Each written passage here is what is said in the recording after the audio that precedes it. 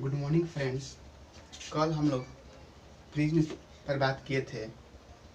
आज हम प्रिज्म से संबंधित जो भी बातें होंगी उन बातों पर बात करेंगे। तो कल हमने बताया था कि प्रिज्म जो होता है 3 रेक्टेंगल और 2 ट्रायंगल से मिलकर बना होता है।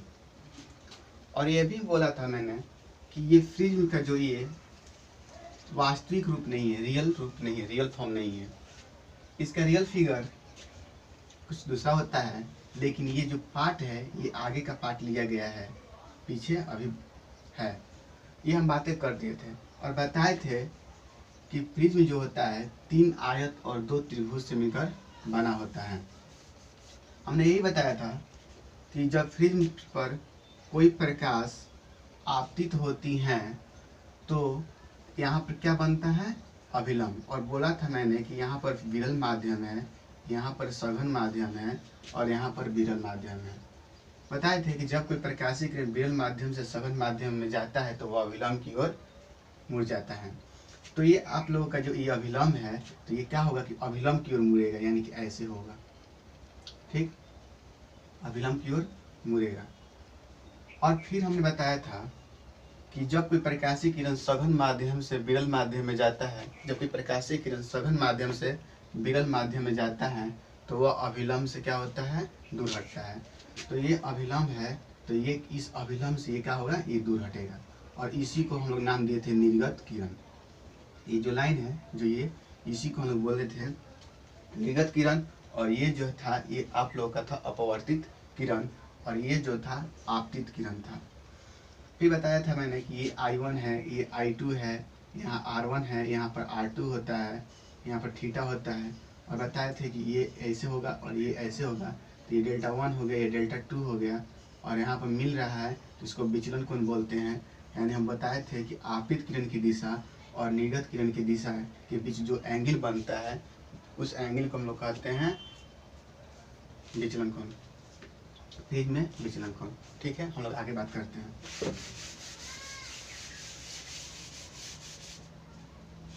अब आप लोग हेडिंग दीजिए,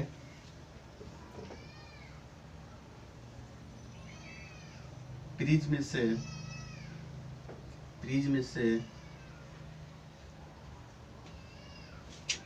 प्रकाश का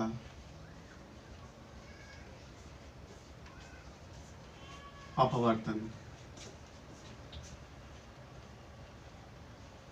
प्रिज्म से प्रकाश का अपवर्तन। ठीक, प्रिज्म से प्रकाश का अपवर्तन लिखिए, refraction of light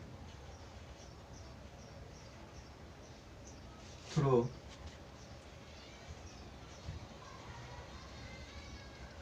a prism. ये हम लोग का हेडिंग हो गया,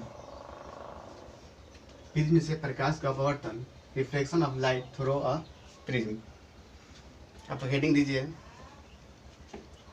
फिर इस पर हम लोग बात करेंगे।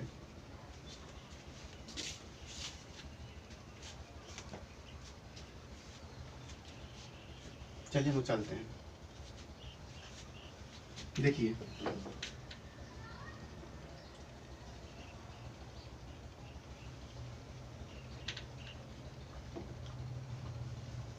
ये प्रिज्म है, इस पर कोई प्रकाश आपतित होती हैं, इस पर कोई प्रकाश आपतित होती हैं तो यहाँ पर अभिलंब बनता है। कल इस बात कर चुके थे, इसको जाना चाहिए था ऐसे, लेकिन जाता है ऐसे।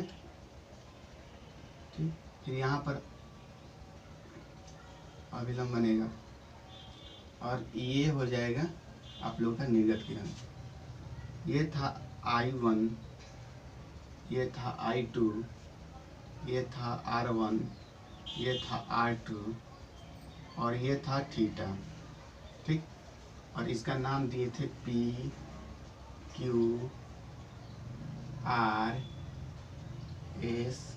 टी और इसका नाम देंगे हम लोग एम। ये था हम लोगों का ए, इसको बोलते हैं प्रिज्म कोण। ठीक, तो चलिए चित्र में, इन फिगर, चित्र में देखिए कि चतुर्भुज पी क्यू एम आर या पी क्यू आर एम, चतुर्भुज यानी quadrilateral P Q R M में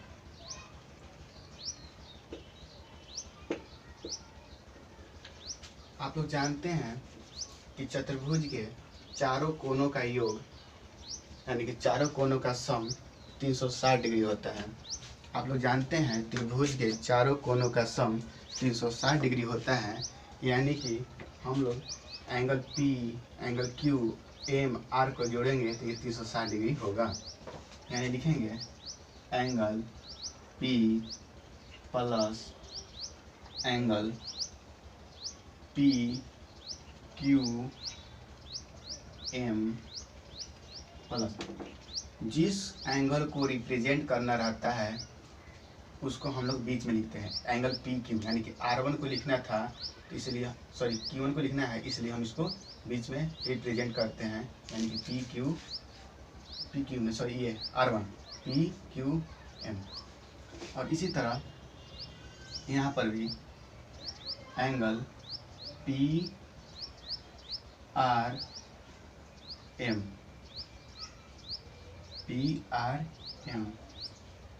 प्लस एंगल एम। ठीक, इनका योग जो होगा 360 डिग्री होगा। तो देखिए एंगल P का मान क्या दिया है, angle A plus P Q यानी कि क्यू एम, यानी कि क्या दिया है पी क्यू एम,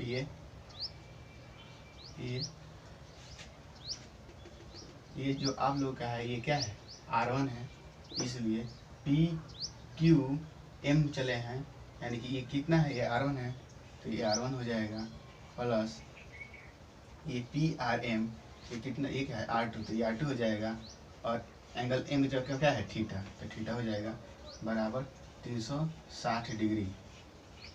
क्लियर। और देखिए कि ये जो होता है ये अभिलंब बनता है, ये लंबवत बनता है, यानी कि यहाँ जो मान होगा ये 90 डिग्री होगा, यानी कि छोड़िए ये जो पी क्यू एम है इसका मान 90 डिग्री होगा प्लस, और पी आर एम है इसका भी मान 90 डिग्री होगा, यानी हम लोग कहेंगे ए प्लस क्यू बराबर plus 180 degree is equal to 360 degree. Clear. तो ए प्लस थीटा बराबर 360 डिग्री माइनस, दिखाई नहीं दे रहा आपको, ठीक है ऊपर बनाते हैं,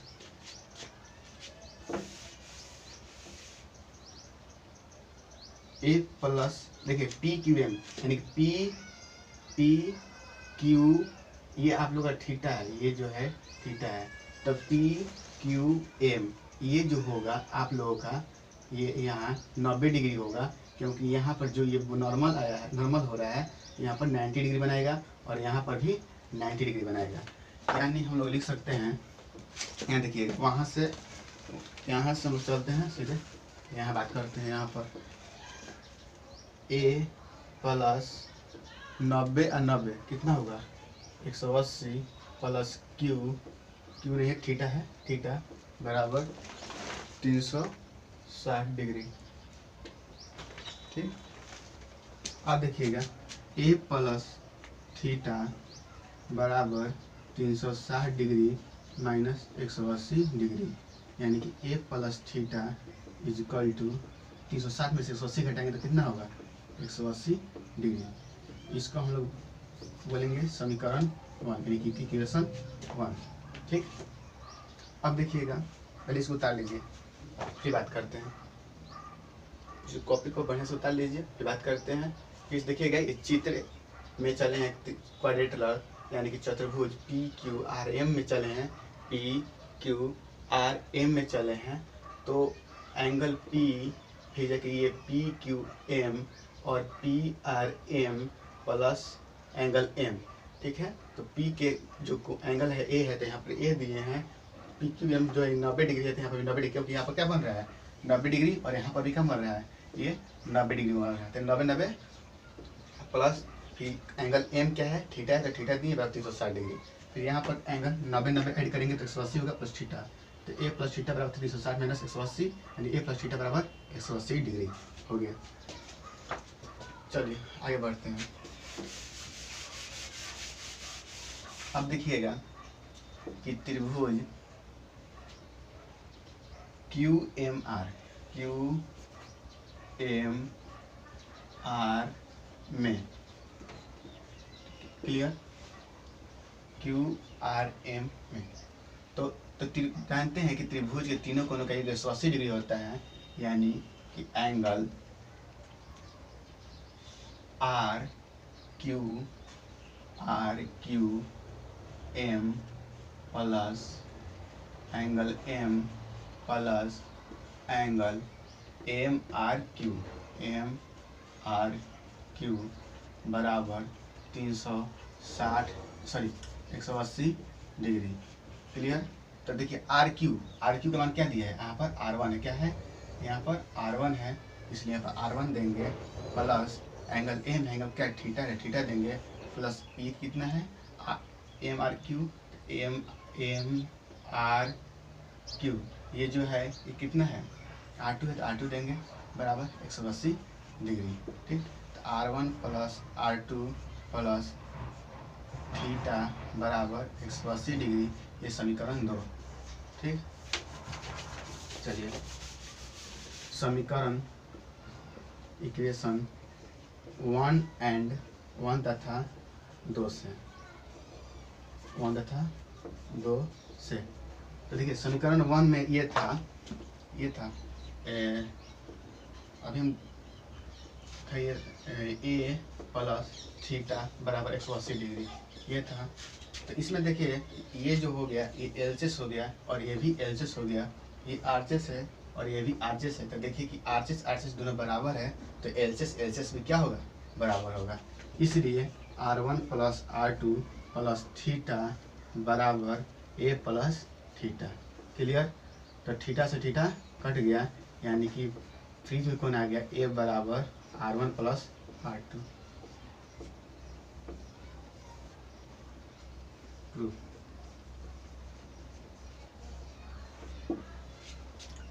अब आप लोग कॉपी में उतार लीजिए और बढ़िया समझ लीजिए, फिर दिक्कत हो तो बोलिए फिर से समझाएंगे, ठीक। अगर दिक्कत हो तो कमेंट पर मैसेज कीजिए, हम बताएंगे, ठीक। आज के लिए इतना ही, बाय।